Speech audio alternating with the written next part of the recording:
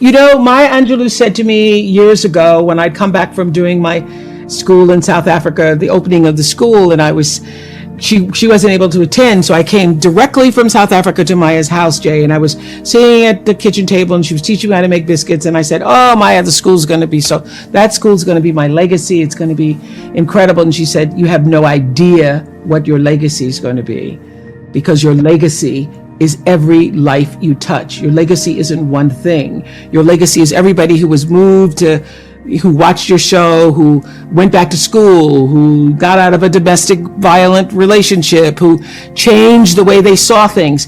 What I realize is that if you come into success and fame, and particularly fame, because fame is its own world in definition, because it really is based upon what other people think of you. So, because fame isn't what you think of yourself, it's what other people think of you. If you come into that and you don't have a grounded, centered self, you will be controlled by the outside instead of the inside. And if you come into that not in the fullness of knowing who you are and what you're supposed to do with that fame, whenever somebody likes you or doesn't like you, that determines whether or not you're having a good day or a bad day. And you have lost control of your own life. So I think what fame teaches you quickly is to grow the wholeness within yourself, so that you're not controlled by others' outside opinions of you.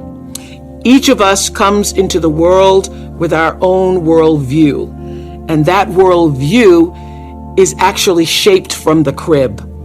And you get from the world what you project into the world, and you project into the world what you were raised with and what you were raised around. So that's why what happened to you is the essential question.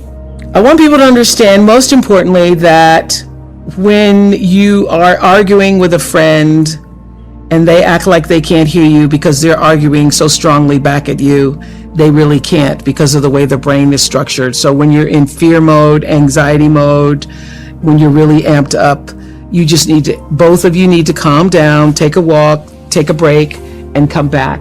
Well, you start with understanding that your cup being full is how you allow yourself to give to other people. You can't give what you don't have. You can't love if you haven't been loved. You don't even know how to begin to do that.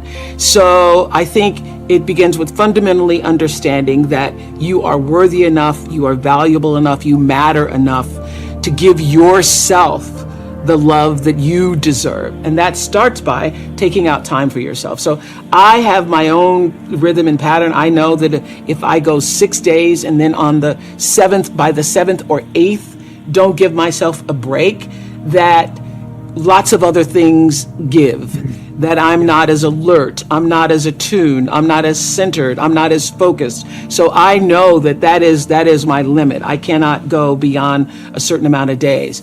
And for me, walking in nature is my solace. It is where I feel that I am one with all, and all being, all creation and, connected. For other people, it may be dancing, it may be music, it may be knitting, it may be whatever it is that brings some kind of rhythmic pattern into your life. Actually, it was Bruce and I were walking on my campus in South Africa, and there were a group of girls dancing literally on the lawn, because Lord knows they love to dance. And Bruce says, "Oh, that's not just," I said, "Oh, they're just having fun." And Bruce said, "Oh, they're not just having fun, they actually are healing themselves."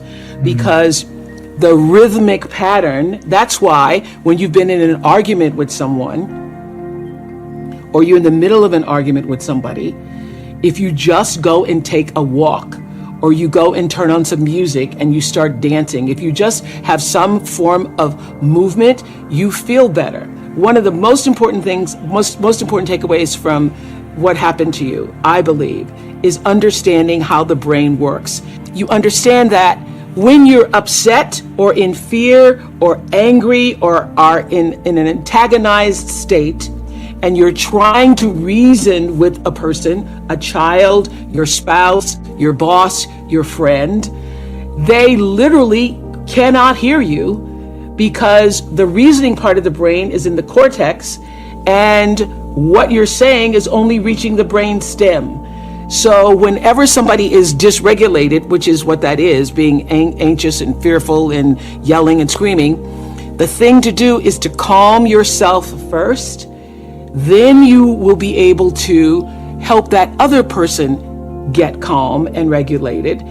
That's how you get to reason. But if you both are just yelling at each other, literally, and you're going, you don't hear me, and you don't hear me either, and you don't, they actually cannot hear you. That's what I thought was so fascinating.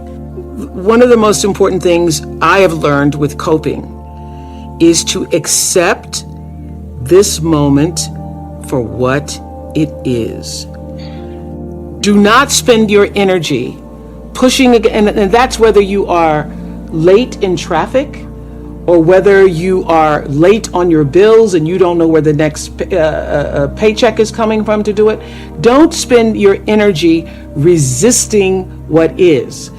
You know, the 5 stages of grief begin with shock and denial and end with acceptance. I have found that to be a great formula for operating in any crisis or challenging circumstance. Get to acceptance as quickly as you can, and that will allow you to cope better with this present moment.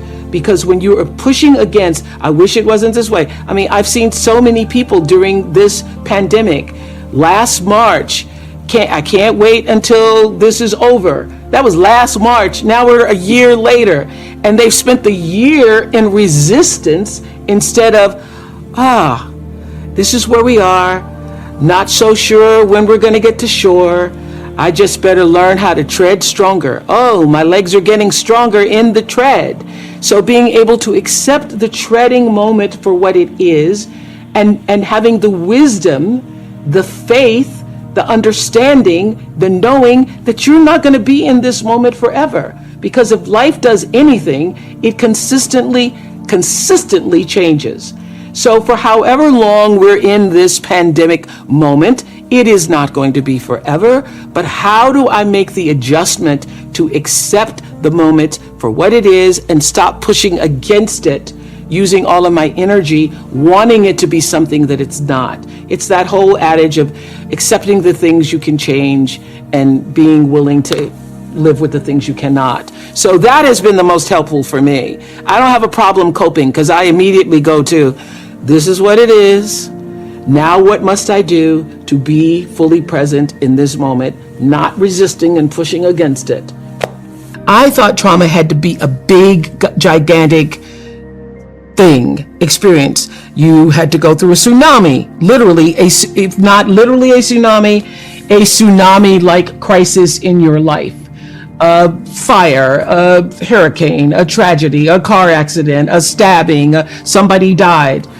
And it was through co-authoring this book with him that I understood that it was the consistent little things. It was the aggressions and microaggressions in a person's life that causes them to have their own worldview. Whatever that worldview is for you is different from me. So the biggest learning for me is that trauma doesn't have to have a great big old capital T on it. It's really how you were loved, and that neglect and trauma are hand in hand because both are equally as toxic. Over the years of interviewing people, it was my greatest classroom. I was always paying attention to what people were saying and paying attention to their lives.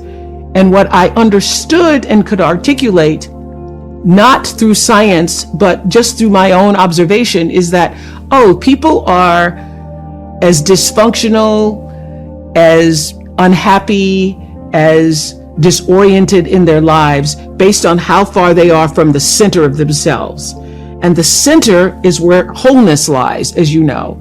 And so where there is no center and there is no sense of wholeness and love for yourself, there's going to be disarray, chaos, confusion, and dysfunction in your life.